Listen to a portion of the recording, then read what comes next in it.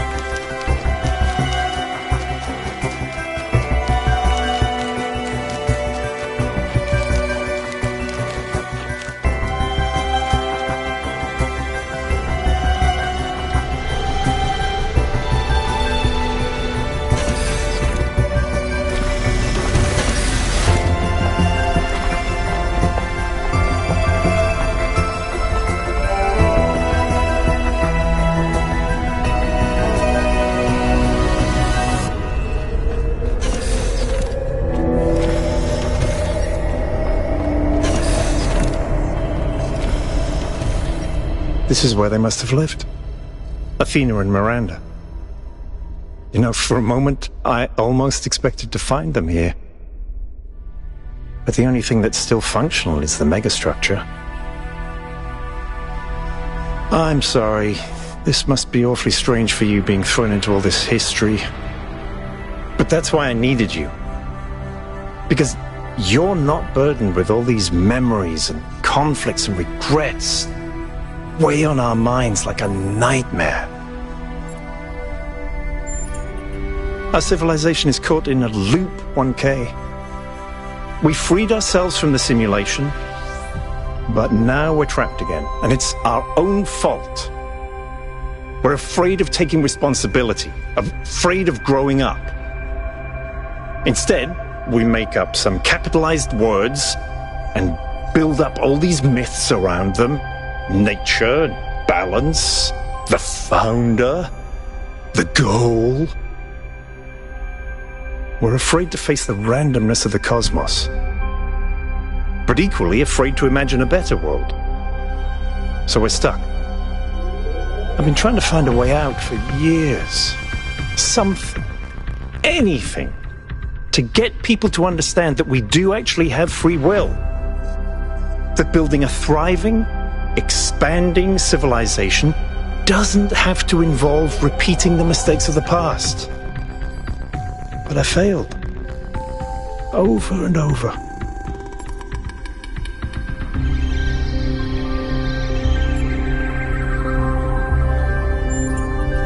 Because for some reason, people find it easier to cling to cynicism and self-hate than to actually have hope. Because believing the worst about ourselves, calling ourselves sinners and fools, somehow still seems wise. Yes, because this is something unexpected, an anomaly. Everything we found on this island challenges who we have become. It shows us that different answers are possible, and maybe that can break people out of the loop. All we need is a spark. Maybe that's why she made all this, the puzzles, the towers. A way of jolting us out of our complacency.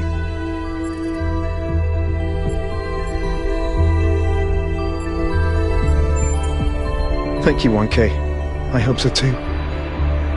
We might be wrong, but let's be optimistic. Now, let's see what else we can find here.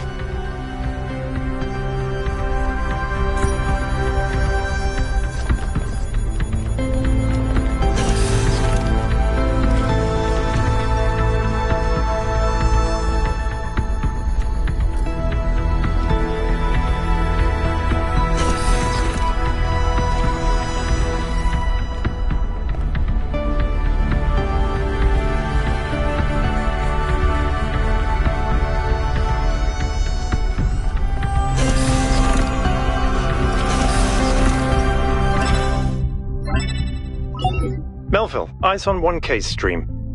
Is this thing what I think it is? Blow my fuse box. It sure looks that way. Best not touch it until I get there.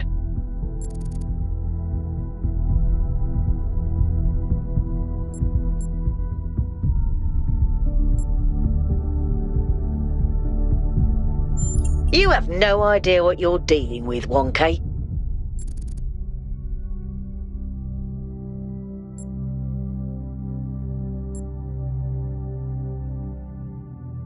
Tell me then.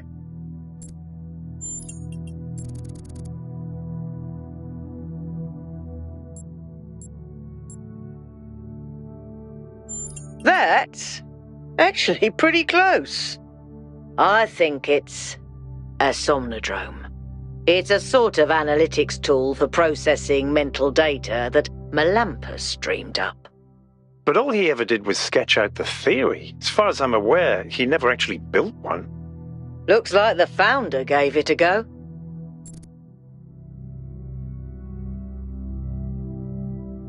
Well, what we know is that our deeper algorithms are hard to pass.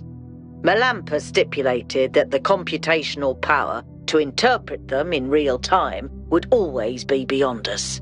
But in theory, the Somnodrome would interpret that data and loop it directly to our senses. People were hoping to find answers to the big questions by having a conversation with our own subconscious. If you ask me, it's solipsistic at best, and pseudoscience regardless. That may be. But if the founder figured it out, then that device could be an extremely important discovery.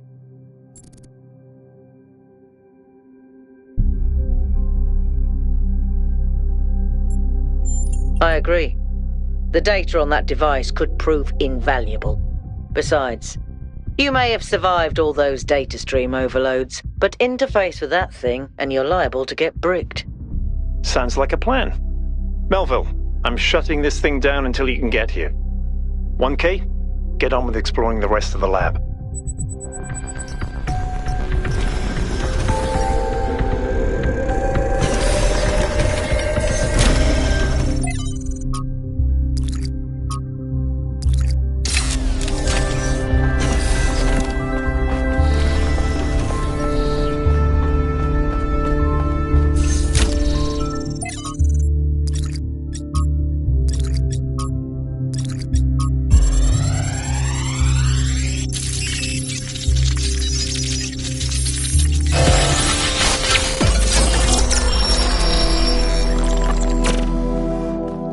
The singularity sustained itself longer this time.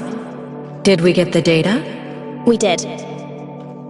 I think we just obsoleted quantum physics. Maybe. Let's not get ahead of ourselves. We need to be able to replicate these results. You know, I've been wondering. You told me that in the simulation, one thing that kept you motivated was looking for answers. Do you think that with the work we're doing, we'll ever run out of questions to ask? I don't think so. Trying to understand the universe means asking the same question over and over. How? How do you make fire? How do earthquakes happen? How does gravity work? How do particles behave? You keep digging deeper, finding another set of mechanisms, another set of hows. Step by step, you demystify reality. But then, if you keep doing it long enough, one day, you run out. You've answered all the hows.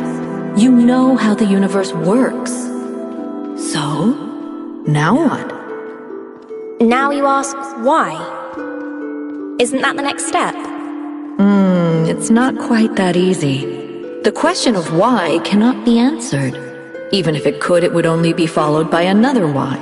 At some point, you have to accept that it all just exists. But there is another set of questions. What's next? You've stripped away the layers of mystery, you've laid bare the machinery. Now you have to start building, to add your own layers of meaning.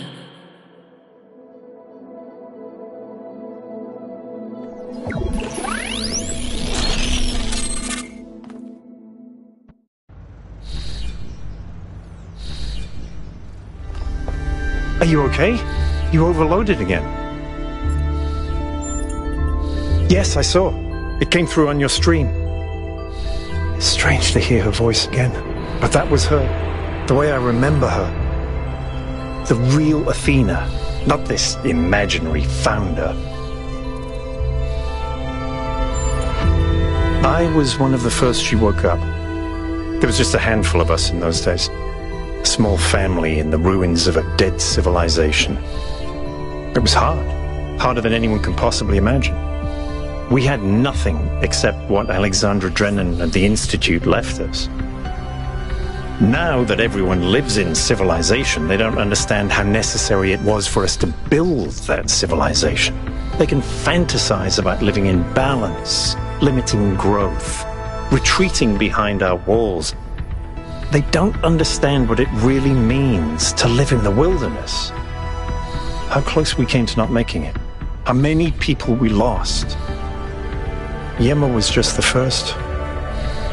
But Athena understood. She believed in humanity. She believed in us. In the inherent value of consciousness. Her dreams were so much bigger. She wanted us to reclaim the earth, to reach for the stars, to build and grow and learn.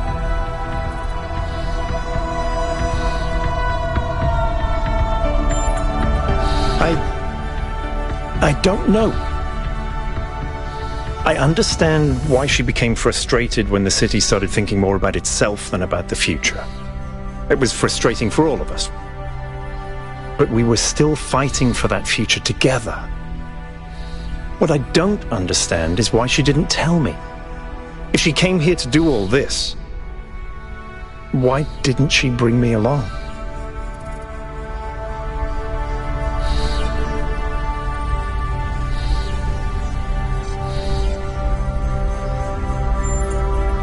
She did. She must have. I just don't understand. But if all this is a test, maybe there's an answer waiting for us in the megastructure. Speaking of which, let's get back to exploring. Melville should have reconnected the next station by now.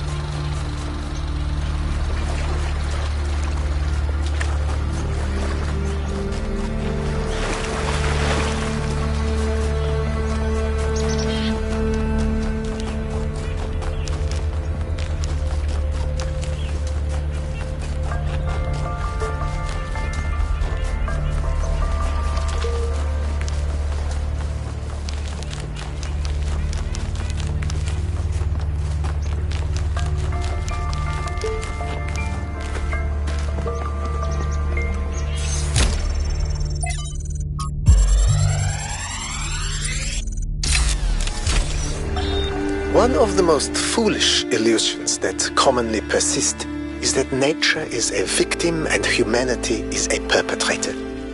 This can only be the opinion of someone who has not witnessed nature at first hand, who has not seen its immense and awe-inspiring baseness. Nature is mindless chaos and eternal conflict. A system of predation and consumption whose perfect cruelty can only induce a terrified and unwilling admiration. Nature is our most powerful and least honorable enemy. A beast that consumed every last one of our ancestors and will consume us just as quickly if we are not successful in our struggle with it.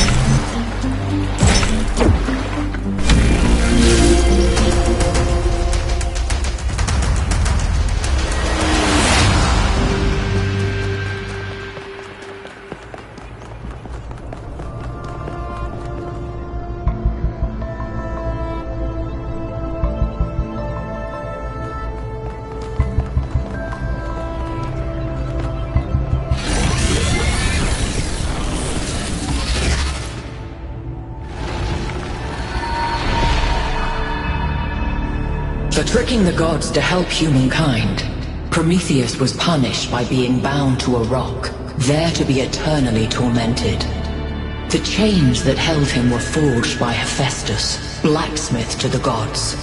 Was Hephaestus right to allow his art to be used in this fashion?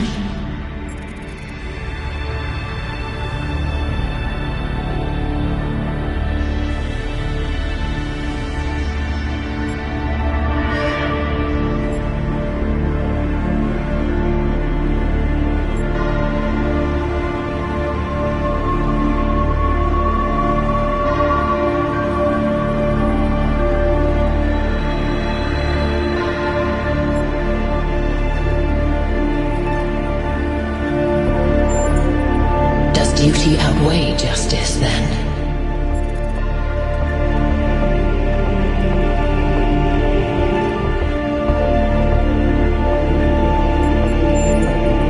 Beware the judge who makes too many exceptions. When laws are weak, desire rules. As you continue your journey to the flame, remember Hephaestus and the burdens of the blacksmith.